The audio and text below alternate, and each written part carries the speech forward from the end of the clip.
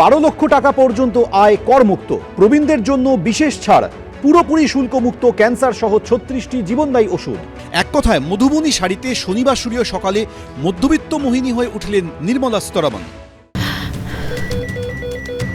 ক্যান্সারে নেই আর ভয়, NCRI হবে এর জয়। আপনাদের ভরসা Netaji Subhash Chandra Bose cancer hospital. The great Telugu poet and playwright Gurujada Appa Rao had said, "Deshamante matti kadoy, deshamante manushuloy," meaning a country is not just its soil, a country is its people.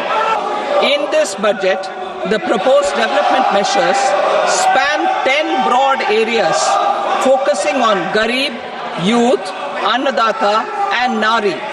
যে মাটি ও মানুষের কথা বলে budget পড়া শুরু করেছিলেন কেন্দ্রীয় অর্থমন্ত্রী, বাজেট প্রস্তাবেও দেখা গেল তার প্রতিফলন। বিশেষজ্ঞদের অনেকে বলছেন, মধ্যবিত্ত মানুষের মুখে শুধু হাসি ফোটাবে না, স্বপ্ন পূর্ণ করবে এই বাজেট।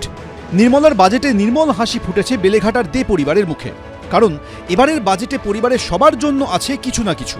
পরিবারের একমাত্র সন্তান তমাল দে পেশায় ব্যবসায়ী, 12 লক্ষ পর্যন্ত আয় করমুক্ত। কেন্দ্রীয় অর্থমন্ত্রীর এই প্রস্তাবে তিনি খুশি।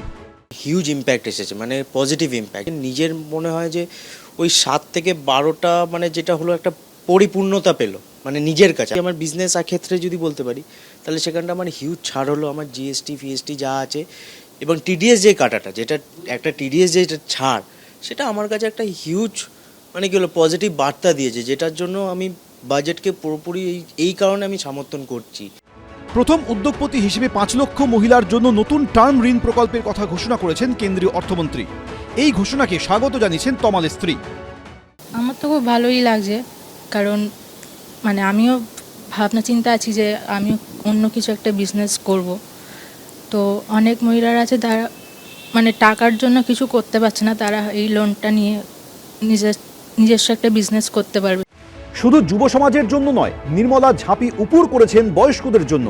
প্রবীণ নাগরিকদের জন্য সুদের উপর কর ছাড়ের সীমা 50,000 টাকা থেকে বাড়িয়ে 1 লক্ষ টাকা করার কথা ঘোষণা করেছেন কেন্দ্রীয় অর্থমন্ত্রী।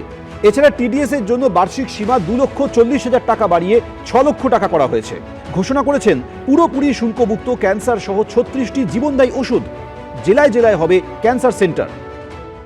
To provide relief to patients, particularly those suffering from cancer, rare diseases and other severe chronic diseases, I propose to add 36 life-saving drugs and medicines to the list of medicines fully exempted from basic custom duty.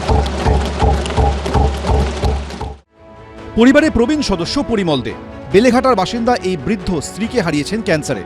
তিনি বোঝেন ক্যান্সারের সঙ্গে লড়াই কতটা কঠিন।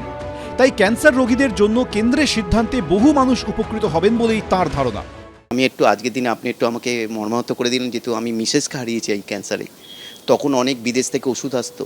আজকের দিনে মনে হচ্ছে যে এই পদক্ষেপটা যদি আজ 7 বছর 8 বছর আগে হতো, হয়তো আরও বেশি মিসেসকে সেবা দিতে পারতাম। ডে কেয়ারে যদি জেলায় ভিত্তিক করে দেয়, মানে সারা দেশ জুড়ে, আমার মনে হয় এর থেকে বড় পদক্ষেপ হতেই পারে না। এটা যদি হয় আমি তো মানে স্যালুট করব সরকারকে। আগামী বছর মেডিকেল কলেজগুলিতে আরও 10,000 ও আইআইটিতে 6,500 আসন বাড়ানোর প্রস্তাব দিয়েছেন কেন্দ্রীয় অর্থমন্ত্রী।